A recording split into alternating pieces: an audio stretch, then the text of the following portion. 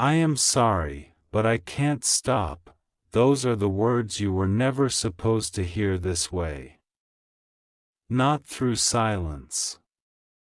Not through distance. Not through a message that appears after midnight when your heart has finally convinced itself to stop expecting anything.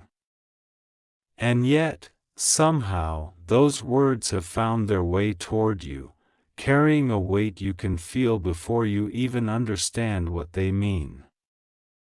Because what someone cannot stop doing may reveal what they have been trying desperately to hide.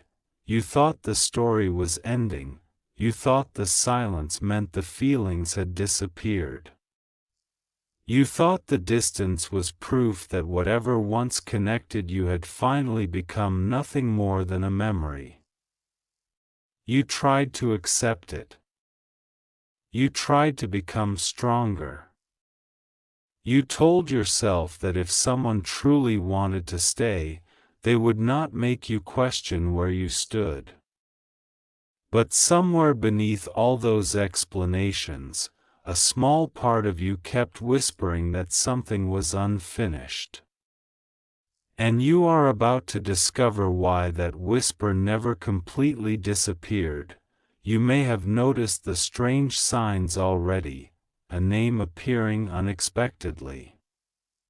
A song playing at exactly the wrong moment. A memory returning when you were finally beginning to heal. A dream that felt too real to dismiss. A sudden heaviness in your chest for no obvious reason, followed by a strange sense of peace that seemed to come from nowhere. You may have called these things coincidences because believing they meant something would have required you to hope again. But what if the hope was never the dangerous part? What if the dangerous part was believing the story had already been told, because somewhere beyond what you can see, something has been changing, not loudly, not dramatically, quietly, like the first light before sunrise, like a locked door beginning to move after years of refusing to open. Like a heart that spent months pretending not to care suddenly remembering exactly why it cared in the first place, and that is why the words are so powerful. I am sorry, but I can't stop. You might assume they mean, I can't stop loving you. Maybe, but there is more beneath them than that. They could mean, I can't stop thinking about you. I can't stop remembering what happened. I can't stop wondering what would have happened if I had chosen differently. I can't stop comparing everyone else to you. I can't stop wanting to know whether you still feel something.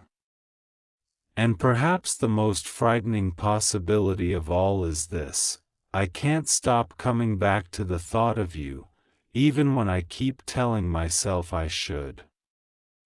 You have no idea how many battles can happen inside a person who appears completely calm on the outside. You only see the silence, you only see the distance, you only see the unanswered questions. But you do not see the moments when someone suddenly remembers your voice while driving alone. You do not see the moment they reach for their phone and stop themselves. You do not see the message they type and delete. You do not see the nights when they wonder whether you have finally moved on. You do not see the quiet regret that arrives when there is no longer anyone around to distract them from their own thoughts, and there is one particular moment they keep returning to, a moment you may have forgotten, a moment that seemed ordinary when it happened, but to them, it became something else entirely. You may remember a conversation that ended too quickly. A look that lasted a second longer than it should have. A goodbye that felt strangely heavy. Maybe you walked away thinking nothing had been said, unaware that everything had been communicated without words, because sometimes the most powerful moments are the ones neither person understands while they are happening, and now, that moment has returned to them, again, and again, and again. They have tried to bury it beneath work, responsibilities, distractions, conversations, new routines, and the appearance of being completely fine, but memory has a strange way of finding the door. You thought you locked, and every time it returns, it asks the same question: what if? What if they had been honest? What if fear had not taken control? What if timing had been different? What if they had listened to their heart instead of listening to everyone around them? What if they had understood what you meant before it was too late? And what if the connection they tried to escape was never really something they could escape from? That is the part you are not ready for, because you have spent so much time wondering why someone could walk away from something that seemed so meaningful to you. You wondered whether you imagined the connection. You wondered whether you cared more. You wondered whether every meaningful moment meant something only because you wanted it to. You wondered whether you were foolish for still feeling something after everything that happened. But perhaps you were never foolish. Perhaps you were simply standing on the other side of a story whose truth had not yet been revealed, and now the story is beginning to turn, slowly, almost invisibly. You are changing too. That matters more than you realize, because the version of you who once waited for an answer is not the same version of you standing here now. You have cried. You have questioned yourself. You have experienced moments when you wanted to reach out and moments when you forced yourself not to. You have learned how painful uncertainty can become. You have learned that loving someone does not mean abandoning yourself. You have learned that sometimes silence teaches you things conversation never could. And somewhere along the way, without even realizing it, you began becoming someone stronger, someone calmer, someone who no longer needs to chase what once made you feel worthy. That transformation may be exactly what changes everything, because when you stop chasing, you create space for truth to reveal itself, and truth has been waiting. There is something about your absence that has become louder than your presence ever was. When you were always available, someone could assume you would always be there. When you cared openly, they did not have to wonder whether you cared. When you answered quickly, they never had to experience the weight of waiting. But when you became quiet, something changed. Your silence became a mirror, and in that mirror, someone began seeing themselves.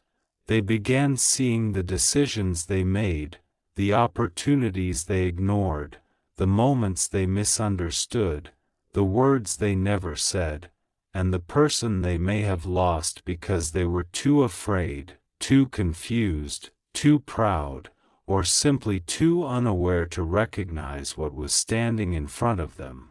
That realization rarely arrives gently. Sometimes it arrives in the middle of an ordinary day. Sometimes a person hears a familiar song and suddenly feels the past rushing back. Sometimes they see someone who looks like you from a distance, and for one brief second their heart reacts before their mind can catch up. Sometimes they wake from a dream where you were there, and the feeling remains long after they open their eyes. And sometimes they finally admit something they have been fighting for far too long. I am sorry, but but I can't stop. They cannot stop remembering, they cannot stop wondering, they cannot stop feeling, they cannot stop asking themselves whether they made the wrong choice, and they cannot stop imagining what could happen if the two of you crossed paths again. But here is where the story becomes even more complicated, because you are not being asked to run back, you are not being asked to abandon your progress. You are not being asked to become the person who waits by the door hoping someone finally decides to knock. No, something deeper is happening. You are being prepared to recognize the difference between someone who misses you and someone who is finally ready to value you. Those two things are not the same. Someone can miss your presence and still be incapable of giving you peace. Someone can think about you every night and still refuse to change. Someone can regret losing you and still repeat the same behavior that caused the distance. That is why the next chapter cannot be built on words alone. Something has to become different. And perhaps that is what has been happening behind the scenes. You have been changing, they have been confronting themselves, and the space between you has been exposing everything that could not be seen while emotions were louder than truth. There was a reason the connection had to become quiet, there was a reason you had to experience the uncertainty, there was a reason you had to stop trying to control the outcome. Because if everything had happened according to your timing, you might have received the person you wanted before either of you became the people you needed to become, and that would have changed everything. Maybe the delay was not rejection, maybe it was preparation. Maybe the closed door was not punishment. Maybe it was protection, maybe the silence was not the end. Maybe it was the place where two people finally had to confront themselves without the comfort of constant contact, and now something is beginning to move. You may feel it before you see it, a strange calm, a sudden feeling that something is about to happen, a sense that you have reached the end of one emotional cycle even though you cannot yet see what comes next. Do not ignore that feeling. Not because every feeling predicts the future, but because sometimes your heart recognizes change before your mind can explain it. You have been asking for clarity. You have been asking for peace.